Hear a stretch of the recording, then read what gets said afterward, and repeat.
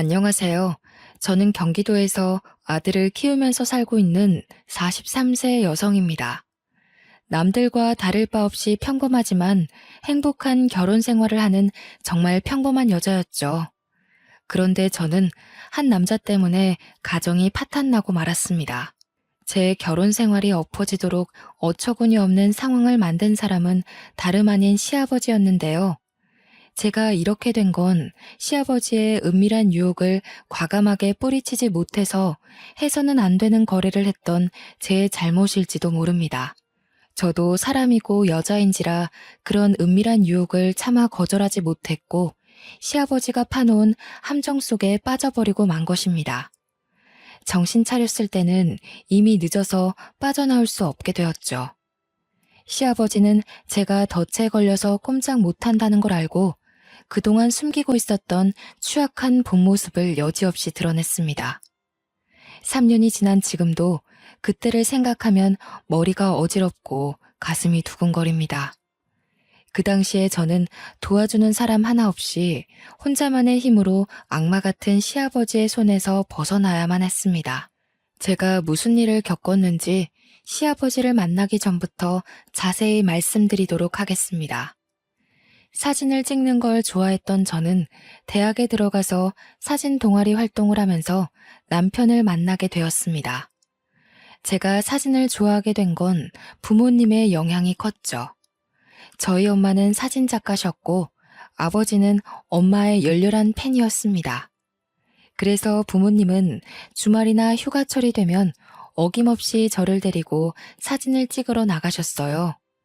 그러고 보니 저도 자연스럽게 사진을 좋아하게 되었고, 고등학교에 들어가자마자 아버지에게 비싼 카메라를 선물 받기도 하였습니다.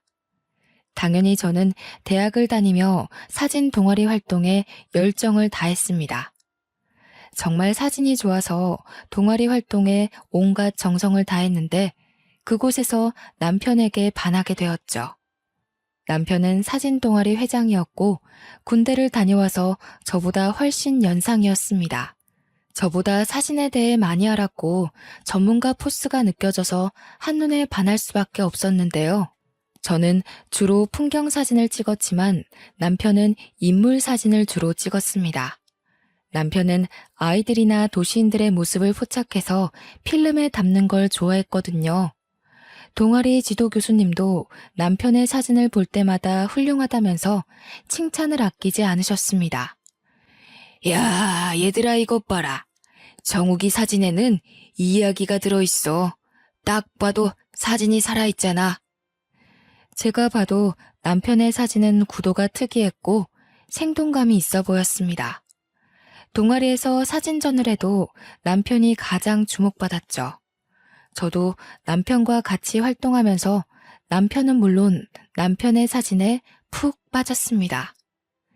선배 사진은 뭐랄까 참 따뜻하고 깨끗해. 그래서 너무 좋은 것 같아. 선배가 보기에는 내 사진 어때?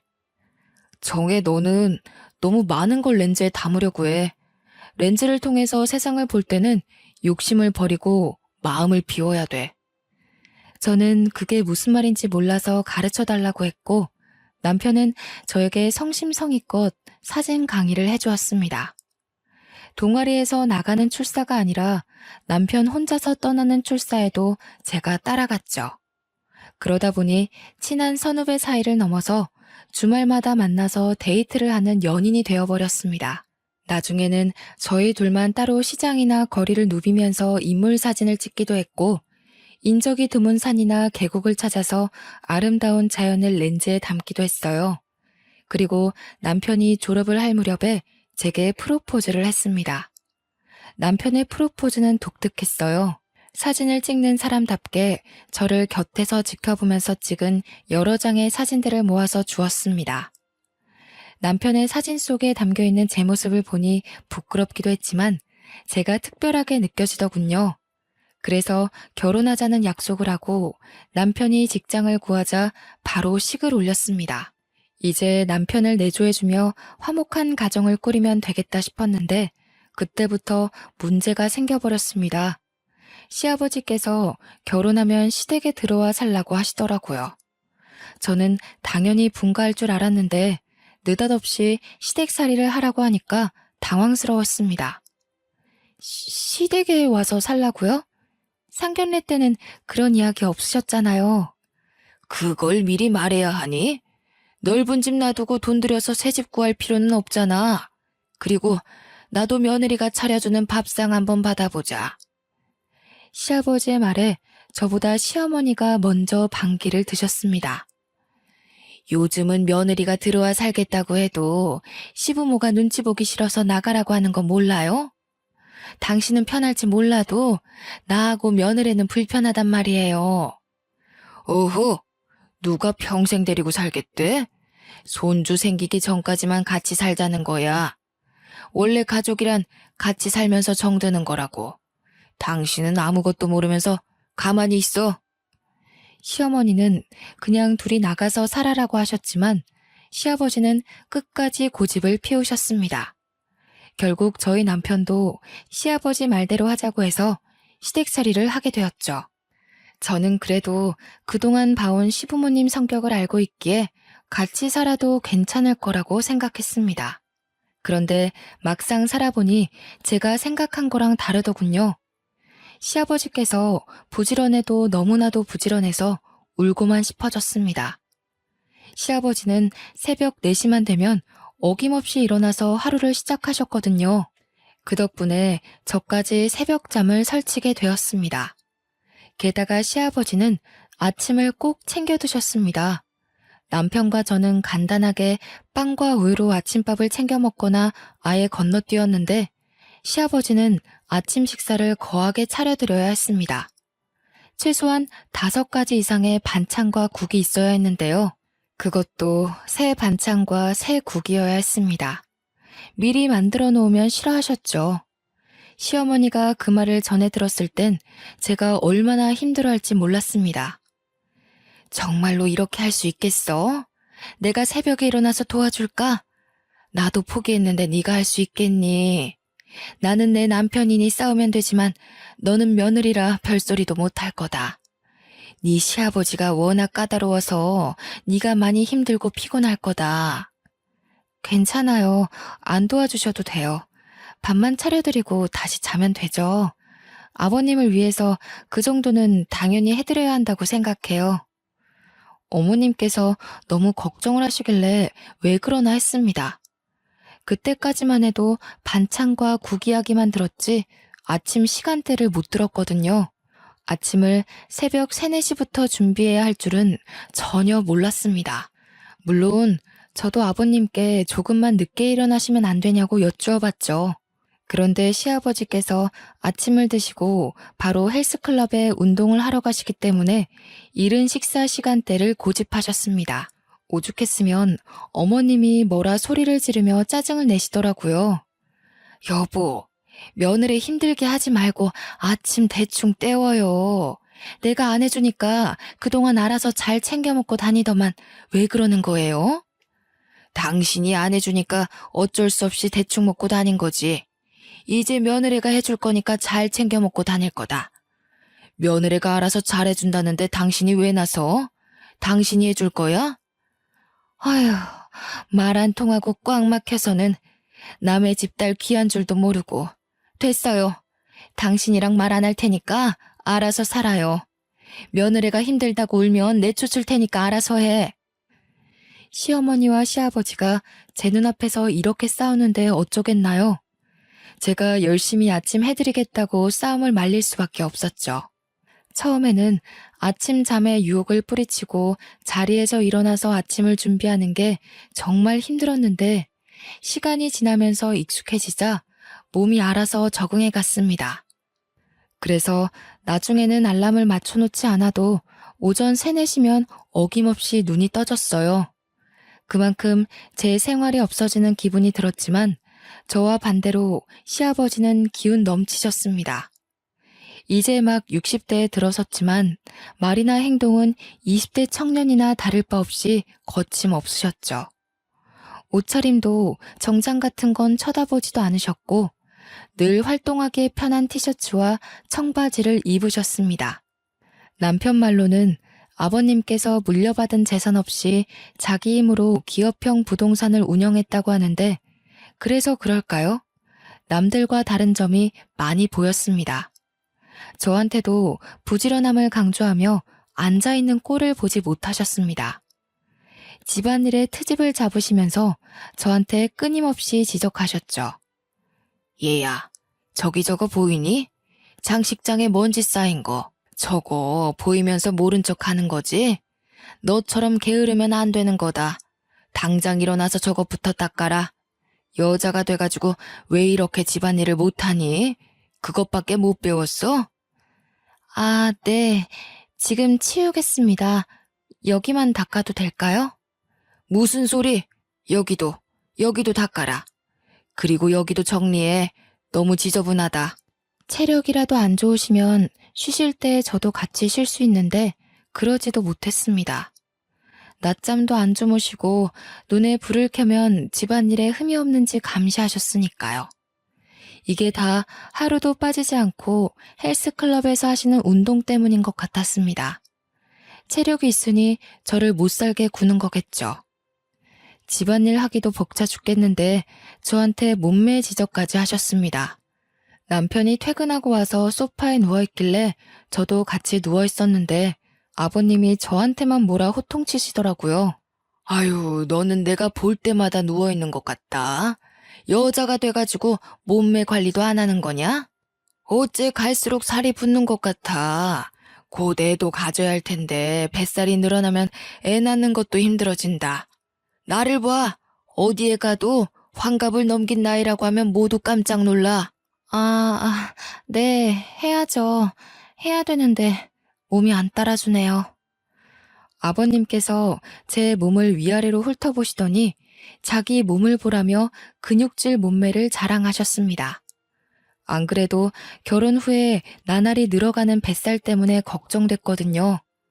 게다가 운동하러 간다고 하면 아버님 눈을 피해 조금은 쉴 수 있을 것 같아서 시아버지가 다니는 헬스클럽에 등록했습니다. 그곳에서 비교적 수월해 보이는 요가 수업을 등록해 마음의 위안을 좀 얻으려고 했는데요. 그런데 그 헬스클럽에 들어간 순간 이상한 느낌이 들었습니다. 제 또래가 별로 없더라고요. 50대 이상의 중년 아줌마들만 운동을 하고 있어서 의아한 느낌이 들었습니다.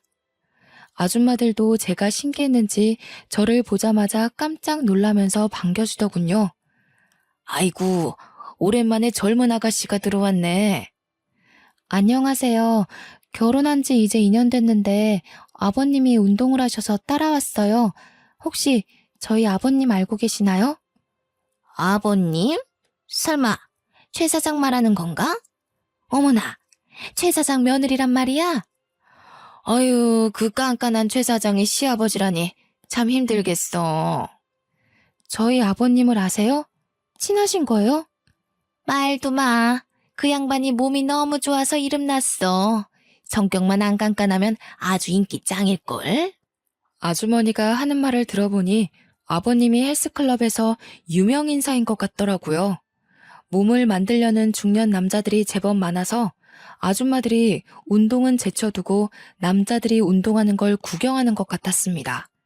그렇게 헬스클럽을 다니면서 아주머니들과 수다를 떨게 되었는데요. 집을 벗어나 운동하는 척 사람들과 어울리니 그나마 숨통이 트이더군요. 그곳에서 미정이 언니와 가장 많이 친해지게 되었습니다. 돌싱 경력 5년 차라는데 아줌마들 사이에서 가장 입김이 센 것 같았습니다. 운동은 하나도 안 하고 그 언니랑 떠드는 걸 아버님께 들켜서 PT 수업을 받게 되었죠. PT쌤이 제 또래 여자였는데 저보다 키도 크고 몸매도 좋아 보였습니다. 돈도 많이 내서 아깝기도 하고 저도 몇 달만 열심히 운동하면 비슷한 몸매가 되지 않을까 싶어서 열심히 수업받았는데요. 그런데 며칠 지나지 않아서 선생님과 사이가 틀어지고 말았습니다. 사실 그 선생님이 처음부터 불친절하긴 했거든요. 기구 사용법이나 자세를 가르쳐줄 때부터 제게 노골적으로 짜증을 부려서 저도 화가 나 있었습니다. 그날도 가르쳐준 걸 이해하지 못해서 다시 물어보니까 먼 산을 바라보면서 한숨부터 내쉬었죠. 아, 내가 방금 알려줬잖아요. 저번에도 그러던데 왜 자꾸 그러세요? 최정혜 씨는 머리를 폼으로 달고 다녀요? 몇 번이나 알려줘야 하는 거예요. 죄송해요. 제가 몸으로 하는 건 잘 못해서요. 다시 한번 알려주시면 안 될까요? 몸이 아니라 머리가 문제인 것 같은데요. 똑바로 들으세요. 다시 알려줄 테니까.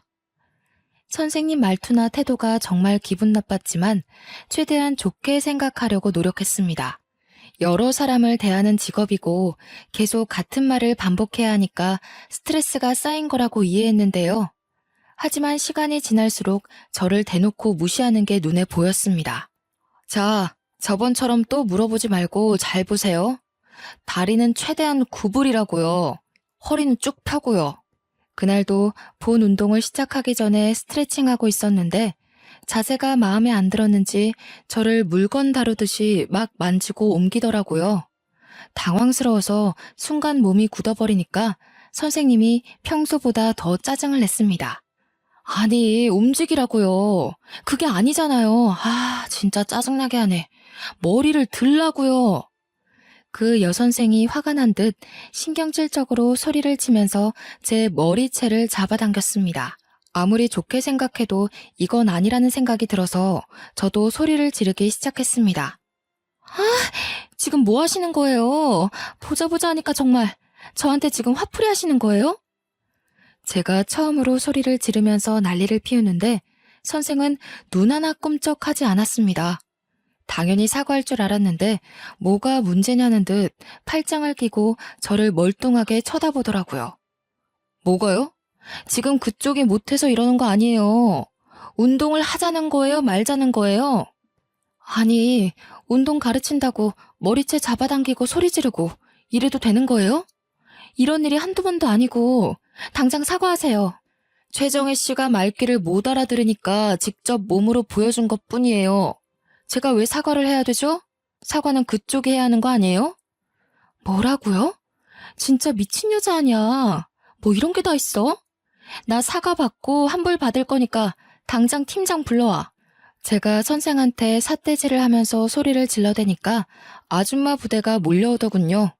트레이너 팀장도 제 목소리를 듣고 급히 달려오는 게 보였습니다. 저는 사람들 앞에서 당한 일들을 그대로 말했지만 저한테 갑질을 해댄 선생은 제가 하는 말이 거짓말이라고 하더라고요. 팀장은 누구의 편도 들지 못한 채 난처한 표정을 짓고 있었습니다. 그때 미정혜 언니가 나서서 CCTV가 달린 곳을 가리키며 말하였습니다. 팀장님, 왜 가만히 서 있는 거야? 둘 다 하는 말이 다르면 CCTV부터 확인해야지. 팀장이 CCTV를 확인해보겠다고 하니까 그 자리에 있던 모든 사람들이 사무실로 우르르 몰려갔죠. CCTV 영상을 재생시키니 역시나 선생이 제게 저지른 짓이 그대로 드러났습니다. 어머, 세상에 저게 뭐야? 머리채를 잡고 삿대질까지 하네. 선생님 원래 그런 사람이었어? 어휴, 뭐야. 무서워서 못 쓰겠네. 정말이네. 잘하면 한 대 칠 기세야. 너무 무섭다. 도대체 왜 그런 거야? 우리한테는 그런 적 없잖아. 우리보다 어려서 만만했던 건가? 아니 그게 아니라 저는 잘 가르치려고 했는데요. 뭘 잘 가르치려고 했어? 딱 봐도 머리채 잡고 삿대질밖에 안 했구만. 맞아. 정신 나간 거 아니야? 동네에 소문내서 장사 못하게 해줄까? 아줌마들이 소문내자면서 수근거리기 시작하자 팀장이 그 선생에게 정중히 사과하라는 지시를 내렸습니다. 그제서야 그 선생이 마지못해서 사과를 하더군요. 저는 환불해달라고 했다가 팀장의 설득에 넘어가 담당 트레이너를 교체하기로 했습니다. 팀장은 제게 다른 남자 트레이너를 붙여주었는데요. 그 뒤로 그 버릇없는 여선생과 마주쳐도 인사도 하지 않고 외면하게 되었습니다. 미정혜 언니도 저만 보면 그 여선생을 엄청나게 씹더라고요. 야, 저 봐라. 너 무시하고 지나가는 거 회원이면 웃으면서 인사해야 하는 거 아니니? 안 그래도 저 여자 마음에 안 들었어. 말도 함부로 하고 행실이 아주 개판이었거든. 미정희 언니는 그 선생이 얼굴도 반반하고 몸매도 좋다고 남자 회원들에게 인기가 많은 것만 믿고 아나무인으로 설쳐댄다고 뒷담을 해댔습니다. 저는 그 말을 듣고 맞장구를 쳐주며 예전에 당한 서름을 풀었죠. 많아요, 언니. 저 여선생 때문에 기분 나빴던 적 진짜 많아. 언니 없었으면 이미 그만두고 안 왔을 거예요. 너한테만 그러는 게 아니라 여자들한테는 아주 밥맛 없이 굴더라. 우리 클럽에 남자들이 많이 꼬이는 건 전부 저 여자 때문이야. 남자들한테만 잘해줘서 이상한 소문까지 돌더라니까. 미정희 언니가 그 여선생이 바람을 피우다가 걸려서 이혼당한 경력이 있다고 하더라고요. 자기가 지도하던 5살 연하의 회원과 바람을 피우다가 들켜서 이혼을 당했다는 거예요. 그러다 몇 달 전에 재혼에 성공했는데 이혼했다는 사실을 감쪽같이 속이고 처녀 행세를 하면서 재혼했다는 겁니다. 미정희 언니만 그 여선생을 싫어하는 게 아니었습니다. 매일 휴게실에 모여 앉아 아줌마들이 시댁과 남편 흉을 보는 것처럼 여선생 뒷담화하는 걸 듣고 있었거든요. 그러다 입이 심심해지면 간식거리를 잔뜩 사와서 트레이너들 몰래 먹곤 했어요. 팀장님한테 들킨 적도 많이 있었지만 아줌마들 입김이 세서 어찌할 수가 없었습니다. 아이고 어머님들 이게 다 뭐예요? 또 여기서 과자 드시는 거예요? 살 빼러 왔다가 살이 왕창 불어서 가시겠어요. 적당히 드세요.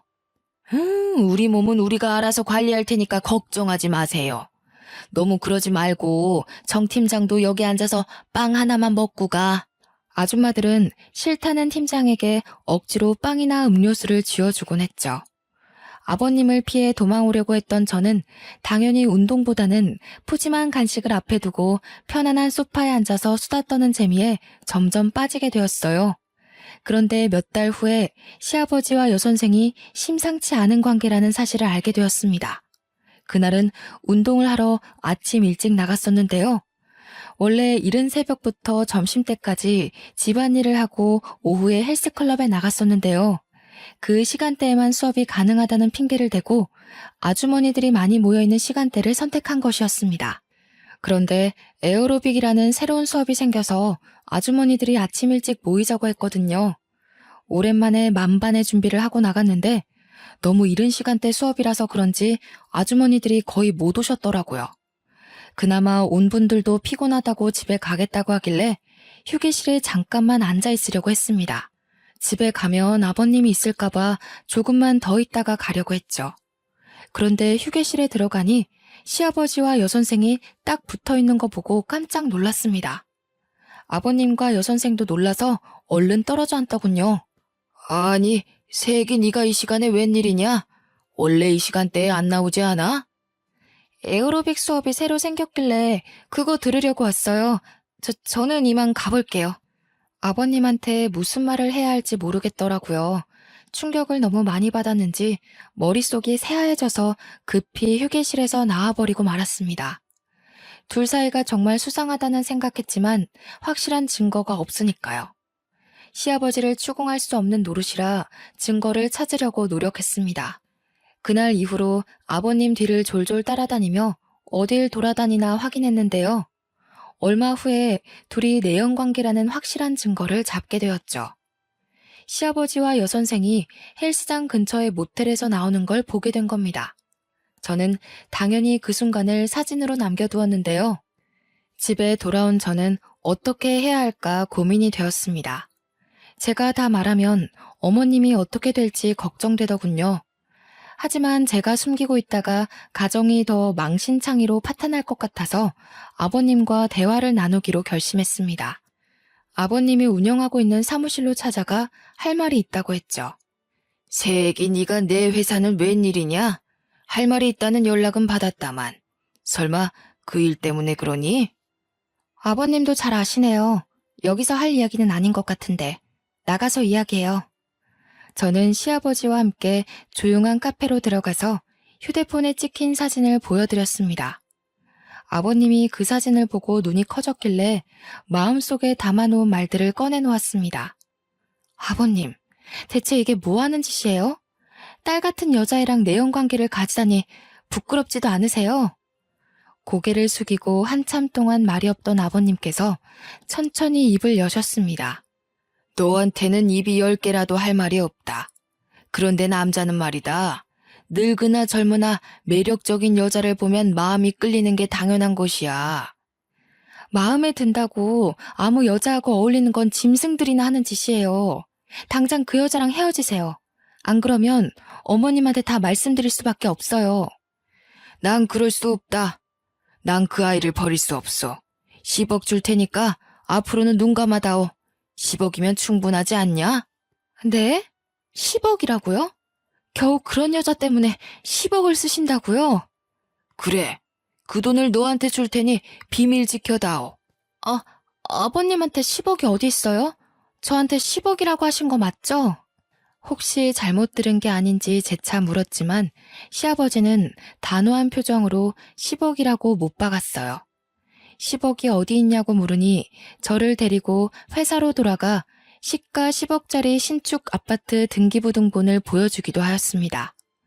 자, 이게 내가 말한 10억이다. 다음 달이면 분양이 시작되는 새 아파트야. 내가 여러 채 확보해뒀는데 그 중에 하나를 너한테 주마. 분양이 시작되면 곧바로 2억은 더 붙을 게다. 그럼 이 아파트로 이사 가도 되나요? 따로 독립해도 되는 거죠? 그래. 네가 가서 살든 다시 팔든 상관 안 하마. 대신 지금 당장은 나갈 수 없어. 너희 시애미가 의심할 거다. 내가 절대 못 나가게 할 거라고 했으니. 시댁살이를 벗어날 수 있다는 말을 듣자 제 고민은 더욱더 깊어졌습니다. 시어머니를 생각하면 그냥 넘어갈 수 없는 문제였지만 10억짜리 아파트와 자유는 뿌리치기 힘든 유혹이었죠. 며칠을 고민하던 저는 시아버지의 아침을 차려주면서 제안을 받아들이겠다고 말해버리고 말았습니다. 그래, 잘 생각했다. 이제 우리는 한 배를 탄 거야. 그러니까 네 시애미뿐만 아니라 정욱이 놈한테도 확실히 숨겨야 한다. 시아버지는 자신의 불륜을 눈감아주는 것에서 한 걸음 더 나아가서 시어머니를 속이는 일에도 협조해야 한다고 당부했어요. 제가 그럴 수 없다고 하니 세상에 공짜는 없다고 이 집에서 나가고 싶으면 자기 말을 들어야 한다고 협박하더군요. 그날부터 시아버지는 저를 믿고 대놓고 내연녀를 만나기 시작했습니다. 아무것도 모르는 시어머니는 아버님이 너무 늦게 들어온다고 걱정하였죠. 그 모습을 볼 때마다 도둑이 재발저리듯이 어머님 눈치가 보였습니다. 그렇게 3개월이 지났지만 아버님이 아파트를 넘겨주는 일을 차일피일 미루기만 했어요. 그 아파트는 이미 분양이 시작되었는데 아버님은 조금만 더 기다리라는 말만 되풀이하였습니다. 제가 어머님 몰래 얼른 아파트를 달라고 재촉하니 이런 문자가 와 있더군요. 좀만 더 기다려라. 회사에서 작업을 진행하는 게 있어서 그 아파트가 내 명의로 되어 있어야 돼. 한 달만 더 기다리면 된다. 아파트에 발이 달려서 도망가는 것도 아닌데 뭐가 걱정이냐? 나는 한 번 뱉은 말은 끝까지 책임지는 사람이야. 이제는 불안하고 초조해진 사람은 저였습니다. 혹시라도 아파트를 받기 전에 시어머니가 시아버지의 불륜 사실을 알아버리면 10억도 날아가고 제 시댁살이도 영원히 유지될 것 같았습니다. 그렇게 시아버지의 불륜을 혼자만 알고 있으니 늘 마음이 편치 않고 가슴이 답답했어요. 하루는 친정에 갔는데 엄마가 제 얼굴을 살펴보면서 걱정을 하시더라고요. 시부모님이 너 못 살게 구니? 얼굴이 왜 이렇게 많이 상했어? 혹시 김서방하고 안 좋은 일 있어? 아니야, 아무 일도 없었어. 그냥 요새 운동 열심히 해서 몸이 상했나 봐. 아이고, 사람이 운동한다고 이렇게 돼? 거짓말하지 말고 다 털어놔라. 차라리 귀신을 속이지. 나는 못 속인다. 나한테 못할 말이 뭐가 있겠니?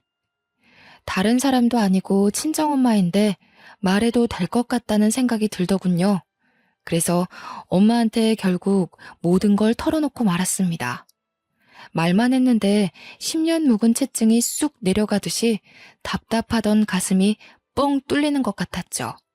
하지만 제가 시아버지 내연녀 사진을 보여주니 엄마가 그 사진을 보더니 충격적인 이야기를 해주셨어요. 아니, 얘는 주희 아니니? 세상에, 얘가 사돈이랑 바람을 피고 있단 말이야? 주희?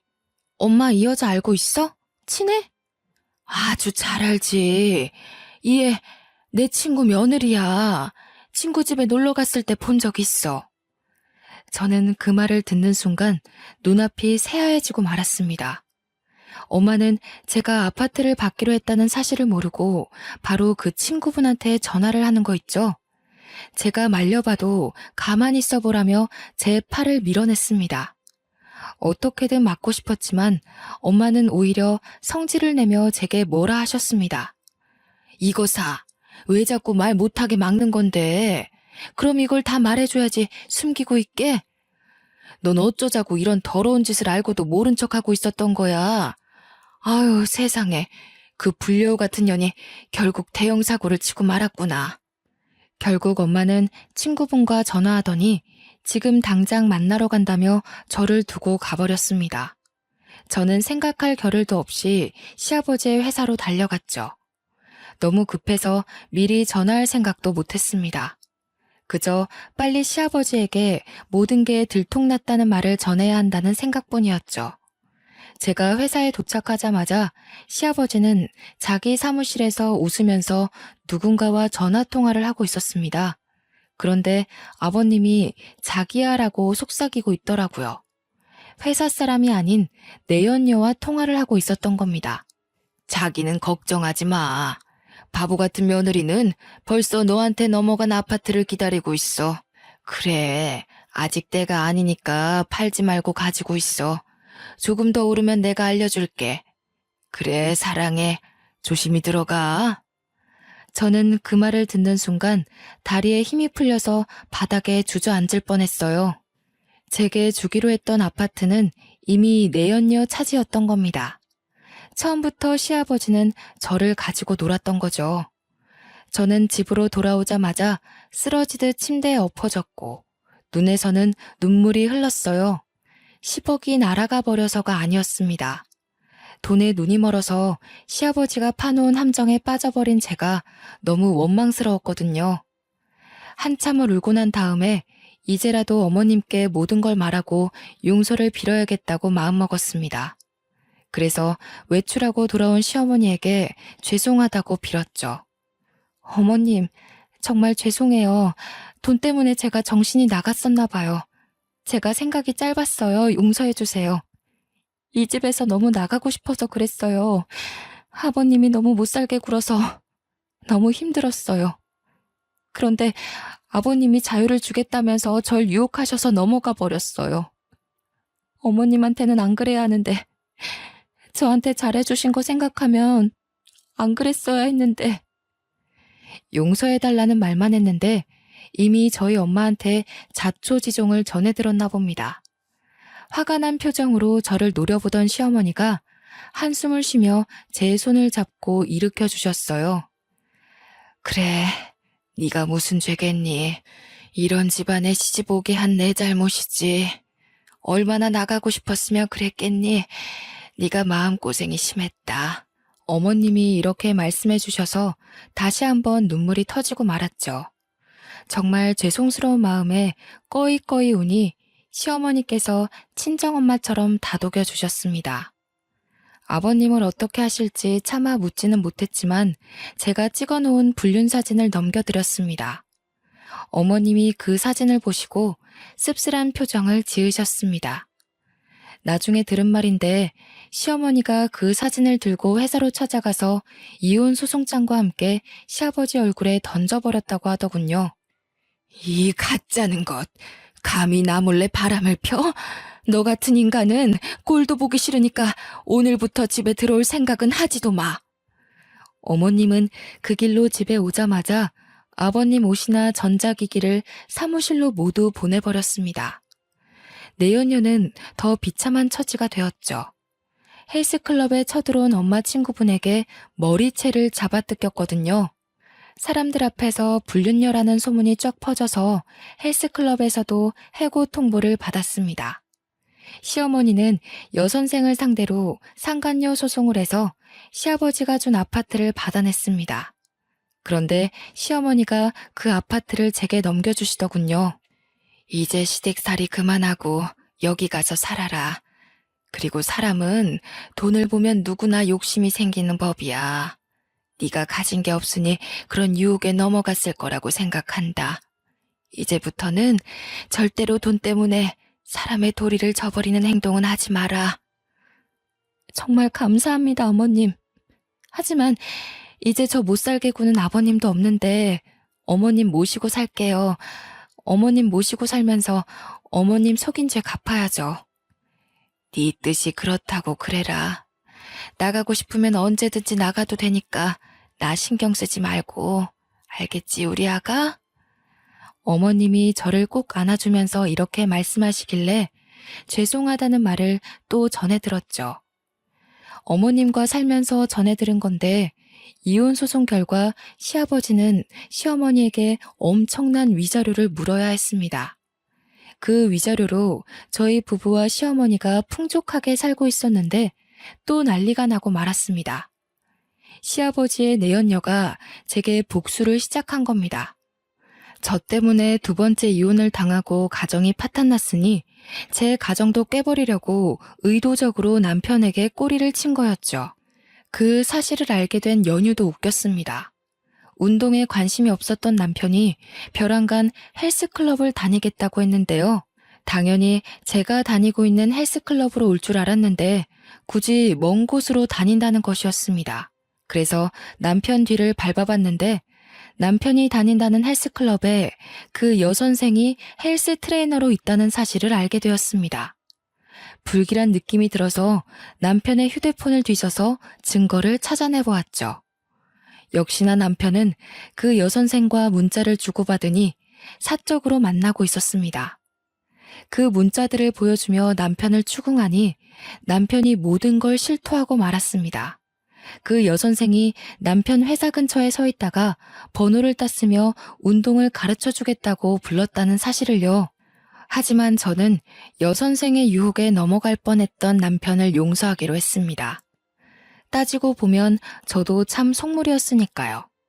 제가 시아버지와의 거래에 응했던 것처럼 남편도 그런 거라고 생각했습니다. 남편이 저처럼 무릎 꿇고 눈물로 속죄했으니 받아주기로 했는데요. 하지만 돈 때문에 아버지 뻘 되는 남자와 놀아났으면서 자기 잘못은 전혀 인정하지 않고 멀쩡한 가정을 파탄내려고 작정한 여자는 용서할 수 없었습니다. 그래서 미정이 언니를 포함한 아줌마 부대에게 모든 걸 이야기하였습니다. 그 언니들을 데리고 가서 여선생이 있다는 헬스클럽에 난리를 피웠죠. 헬스클럽 팀장으로 보이는 사람에게 여선생이 이 동네에서 어떤 짓을 저질렀는지 다 까발렸습니다. 결국 여선생이 그 헬스클럽에서도 해고를 당하자 제가 있는 헬스클럽으로 와 사과를 하기도 하였습니다. 하지만 저는 그 여선생을 문전박대하였죠. 그날 이후로 돈의 유혹에 넘어가 흔들릴 때가 있었습니다. 그때마다 시아버지가 제안했던 아파트를 생각하고 있는데요. 시아버지가 약속했던 아파트는 제 것이 되었지만 저도 인생 정말 똑바로 살아야 한다는 교훈을 확실하게 배웠습니다. 여러분들은 저처럼 돈의 유혹에 넘어가지 마시고 인간된 도리를 지키시길 바랍니다. 정말 창피한 일이지만 다른 분들에게 도움이 되길 바라는 마음에 이렇게 사연글을 써봅니다. 여기까지 제 이야기 들어주셔서 감사합니다.